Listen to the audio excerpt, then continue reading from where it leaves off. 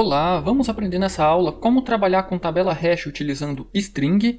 Até a aula anterior, os exemplos que nós vimos, nós sempre trabalhamos com números inteiros. Agora, e se nós não tivermos um número inteiro, se nós tivermos apenas texto? Como então que a gente faz para trabalhar com tabela hash utilizando texto? É isso que nós vamos aprender na aula de hoje, então chega mais, deixa seu like nessa aula e bora programar. O código que eu tenho aqui, nós desenvolvemos ele na aula anterior, então se você caiu de paraquedas aqui, eu sugiro fortemente que você veja a aula anterior para ver como que nós construímos esse código aqui. Eu vou deixar o link na descrição aqui acima nos cards, ok? Nós temos aqui uma constante que define o tamanho da nossa tabela. Neste caso, a nossa tabela vai ter tamanho 15. Perceba que nesse caso não é um número primo, mas não tem problema, é apenas a critério de exemplo. Eu estou criando aqui uma tabela pequena. A gente poderia, por exemplo, colocar 11. 11 é um número primo e logicamente eu não vou inserir muitos elementos. Então, é apenas para a gente ver como funciona. Nós temos aqui a struct data. Eu não vou fazer nenhuma alteração nessas estruturas. Elas vão permanecer exatamente iguais. A estrutura data, a estrutura endereço, a estrutura contrato, a estrutura pessoa. E aí, olha só, nós temos aqui o CPF, que nós utilizamos na aula anterior. Neste exemplo aqui, nós vamos utilizar o campo nome. Perceba, nome é um vetor de caracteres com tamanho 50. Nós não vamos precisar desse nó. A nossa tabela hash não tem nó, eu esqueci de remover esse trecho na aula anterior. Nós temos aqui as funções e procedimentos para impressão, imprimir data, imprimir um endereço, imprimir um contrato, imprimir uma pessoa. E agora para fazer a leitura de uma data, perceba que aqui nós temos funções, a leitura de um endereço, a leitura de um contrato e a leitura de uma pessoa. Então perceba que aqui a gente está fazendo a leitura do nome, que é o que a gente vai utilizar como chave na aula de hoje. Perceba, aqui nós vamos fazer a nossa primeira alteração. O que a gente está fazendo aqui é percorrer cada posição da tabela e dizer que o CPF é igual a 0. Mas neste caso a gente não vai utilizar o CPF, a gente vai utilizar um nome. Então eu preciso dizer que o nome está vazio. Como que eu faço isso? Perceba, eu quero atribuir uma string para um campo string da nossa struct. E na linguagem C a gente não consegue fazer a atribuição de vetores. O que é uma string? É um vetor de caracteres, certo? A gente precisa fazer uma cópia. Então, copiar uma string para outra string. Vamos incluir aqui, nós vamos precisar inúmeras vezes da nossa biblioteca, string.h. Então vamos incluir ela aqui, include string.h. Pronto, agora que nós temos então o cabeçalho da nossa biblioteca string.h, vamos fazer aqui a nossa cópia. Como que eu faço então para copiar uma string para outra string? A gente vai utilizar a nossa função strcopy, que já faz parte da biblioteca padrão C. Essa função ela recebe dois parâmetros, o destino e a origem, o que eu quero copiar. Qual que é o destino? Para onde eu quero copiar? Para a nossa tabela T, na posição i.nome. Perceba, eu quero copiar alguma coisa para o nome do usuário. O que eu quero copiar? Eu quero copiar uma string vazia. Eu quero dizer que esse nome está vazio. Como que essa função strcopy funciona? Imagine que a gente tivesse aqui o nome Maria. Essa função aqui ela vai fazer uma repetição nessa string aqui, origem, copiando cada caractere desse string para essa string de destino aqui, para o nome do usuário. Só que neste caso, a gente está passando aqui uma string vazia, ok? Nós chegamos agora aqui na nossa função hash. Olha só, nós vamos precisar dessa função aqui, que recebe um número inteiro e devolve um número inteiro. Lembra quando gera colisão, que a gente passa para cá o id mais 1, ou seja, a gente vai exatamente para a posição seguinte da nossa tabela? Então, nós não vamos alterar essa função aqui não, a gente vai precisar dela. Porém, eu vou criar aqui uma segunda função. Essa função ela também vai retornar um inteiro. Eu vou chamar ela de função hash string, porque agora nós vamos trabalhar em cima de uma string. Então, perceba, enquanto essa função recebe um inteiro, essa função aqui vai receber uma string, um vetor de caracteres. E aí a ideia é, nós precisamos trabalhar em cima desse texto para gerar um número. Por que gerar um número? Pensa o seguinte, o que a função hash ou função de espalhamento faz? Ela gera um número e esse número representa a posição que a gente vai acessar na nossa tabela, um índice, certo? Se eu tenho texto e eu quero gerar o índice de acesso, eu preciso de alguma forma transformar isso aqui em números. É isso que nós vamos fazer nessa função hash string aqui. E aí, qual que é uma ideia bem simples? Ela não é muito eficiente, mas ela é bem simples. Imagine que nós temos aqui o nome Amanda. E baseado nesse nome, a gente precisa então gerar o índice de acesso na nossa tabela. Uma ideia bem simples aqui é obter o código desse caractere na tabela ASCII e multiplicar pela posição. Ou seja, o A é a primeira letra, certo? Então eu pego o código do A na tabela ASCII e multiplico por 1. Eu pego o código do M e multiplico por 2. Eu pego o código do A e multiplico por 3. Perceba que, mesmo que o código seja o mesmo, o número pelo qual eu estou multiplicando é diferente, então o resultado vai ser diferente. Eu faço isso para cada caractere e eu vou somando o resultado dessas multiplicações. No final, basta a gente dividir esse número gerado no final pelo tamanho da nossa tabela. E aí a gente vai ter então o nosso índice. É essa lógica que nós vamos implementar aqui. Como a gente precisa percorrer a nossa string, a gente precisa descobrir o tamanho da nossa string, certo? Então, int tam vai receber str_len. Queremos aqui descobrir o tamanho da nossa string. Qual string eu quero descobrir o tamanho? A minha string str. Pronto. Nós queremos aqui acumular esse somatório que a gente vai fazer aqui, essas inúmeras multiplicações, certo? Então, int, eu vou chamar de hash e eu vou inicializar essa variável com 0. Porém, tem um detalhe importante aqui, olha só. Se a gente tiver uma string relativamente grande, a gente está fazendo multiplicações e somando o resultado dessas multiplicações. Isso pode gerar um número muito grande, certo? Nós já vimos lá no início do nosso curso que uma variável do tipo inteiro possui 4 bytes, ou seja, como garantir que esse número não vai extrapolar esses 4 bytes? Na verdade, a gente não precisa garantir isso. Basta garantir que esse número sempre vai ser positivo. Lembra, se esse número extrapolar os 4 bytes, em algum momento ele se torna negativo.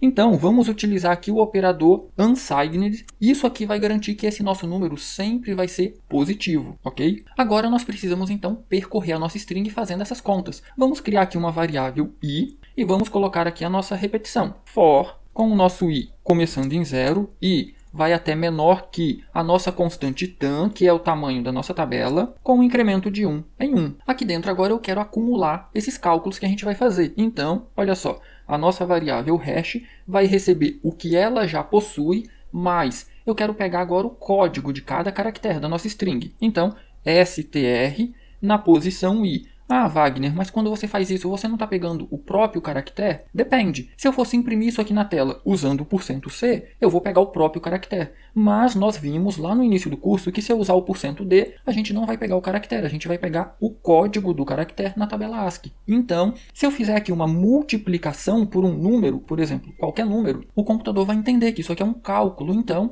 ele não vai pegar o caractere, ele vai pegar o código do caractere. Mas aqui eu não quero multiplicar por 5, eu quero multiplicar pela posição desse caractere na string. 1, 2, 3. Como que eu descubro essa posição? É a nossa variável i mais 1.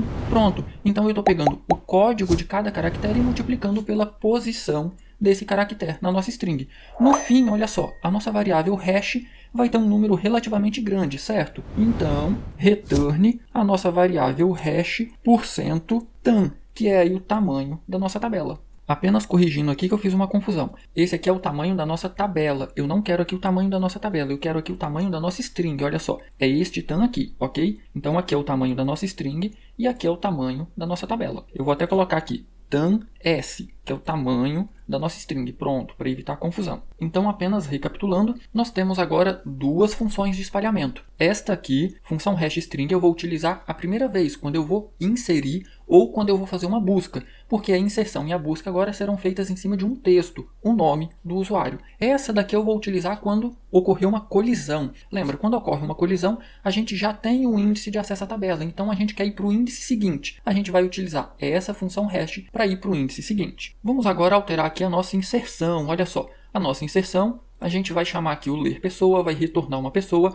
Agora, a gente quer fazer a inserção em cima de um nome, certo? Então, eu vou chamar aqui inserir hash string e essa função recebe o nome do usuário. Então, vamos alterar aqui p.nome. Pronto. Agora, olha só, nós temos aqui o ID de acesso à tabela. Se nós precisamos verificar se essa posição está vaga, nós não vamos mais acessar o campo CPF. A gente precisa descobrir se a posição nome está vazia. Como que a gente descobre isso? Uma forma muito simples é verificar se o tamanho do nome é maior do que 0. Se o tamanho do nome for maior do que 0, significa que tem alguém nessa posição. Vamos fazer isso? Então, olha só. Novamente, vamos recorrer à nossa biblioteca string, strlen. Eu quero descobrir o tamanho de quem? Da nossa tabela, na posição id.nome. Eu quero pegar o nome do usuário e verificar se esse tamanho é maior do que 0. Se esse tamanho for maior do que 0, significa que deu uma colisão, já tem alguém ali. Então, olha só, id, e aqui eu vou utilizar a nossa função hash tradicional, o original que a gente já tinha feito, passando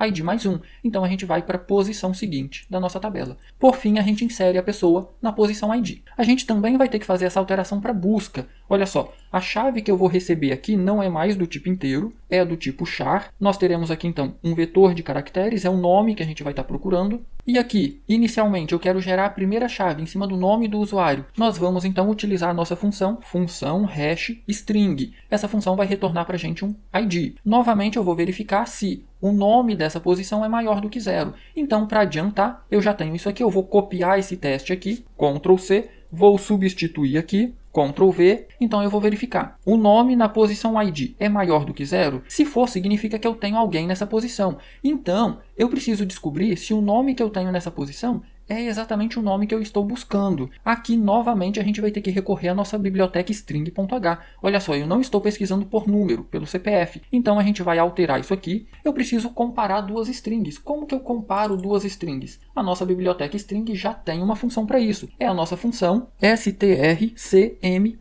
A função para comparar duas strings. Eu preciso passar para essa função as strings que eu quero comparar. Então, a primeira, a nossa tabela T na posição id.nome. Perceba, é o elemento que eu quero comparar. Com quem eu quero comparar? Com essa chave aqui, com o nome que eu estou procurando. Então, chave. Qual que é o retorno dessa função? Essa função pode retornar um número negativo, positivo ou exatamente 0. O que importa para a gente aqui é o 0. Um número negativo significa que o primeiro nome ocorre primeiro do que o segundo. Um número positivo significa que o segundo nome ocorre primeiro do que o primeiro. E um número igual a 0 significa que eles são exatamente iguais. Então é isso que a gente quer descobrir. O nome dessa posição na nossa tabela é exatamente igual a esse nome? Se for, retorna essa pessoa que é a pessoa que eu estou procurando. Se não, olha só, a nossa função hash tradicional vai exatamente para a posição seguinte na nossa tabela. Na sequência, nós temos aqui o nosso procedimento para imprimir a nossa tabela. E, novamente, perceba, a gente imprime a nossa tabela em toda a posição onde o CPF é diferente de 0. Novamente, nós não vamos fazer isso aí. Nós vamos fazer este teste aqui, se o tamanho do nome for maior do que 0. Então, eu copiei esse trecho aqui e é ele que eu vou colocar aqui. Eu vou apagar esse trecho se o nome na posição ID, perceba, não é ID aqui, muita atenção a esse Ctrl C, Ctrl V, para não causar erro no seu programa, ok? Perceba, a repetição aqui nós temos com a variável i. Então, o nome da posição i da nossa tabela, o tamanho dele é maior do que 0? Se for, nós vamos imprimir, significa que tem uma pessoa ali. Se não, a gente só vai imprimir a linha pontilhada, significa que essa posição está vazia, ok? Agora, vamos fazer as devidas alterações aqui no main. Primeiro, olha só, nós vamos fazer uma busca por pessoa. O inserir não tem nenhuma alteração.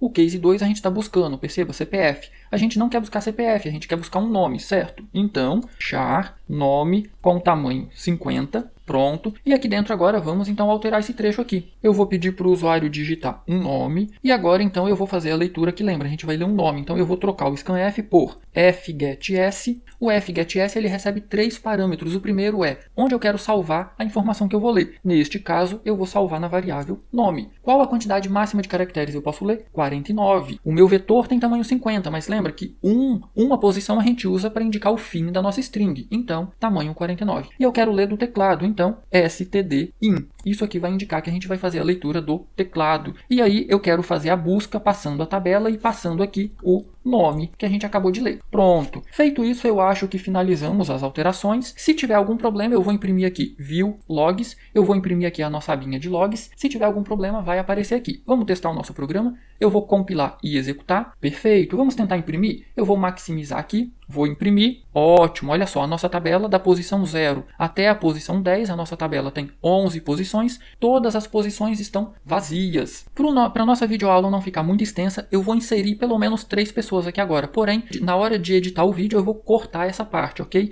E aí, assim que eu finalizar aqui a inserção, eu volto para apresentar para vocês como ficou a nossa tabela e para a gente fazer uma busca, ok? Pronto, eu finalizei aqui a inserção da terceira pessoa. Eu vou então imprimir aqui a nossa tabela. E aí, olha só, nós temos aqui na posição 1, perceba que aparentemente a gente nem teve colisão. Na posição 1 temos o Antônio Carlos, na posição 4 temos a Gleice Fernanda e na posição 10 temos o Wagner Gaspar. Para verificar se está funcionando corretamente, vamos fazer algumas buscas. Eu vou então, opção 2, buscar. Lembrando, a busca agora é pelo nome, então a gente tem que digitar um nome exatamente igual. Wagner Gaspar, vou pressionar Enter. Olha só, índice gerado 10. encontrado. Na verdade não foi o CPF, mas isso aqui é um texto lá na função main, basta alterar esse texto aqui. Então registro encontrado, Wagner Gaspar. E perceba que o Wagner realmente está na posição 10. Eu vou imprimir a tabela novamente. Nós temos a Gleice Fernanda na posição 4. Vamos buscar ela? Opção 2, Gleice Fernanda, Enter. Novamente, índice gerado 4, perceba que a Gleice está realmente no índice 4. Vamos buscar um que não existe? Opção 2,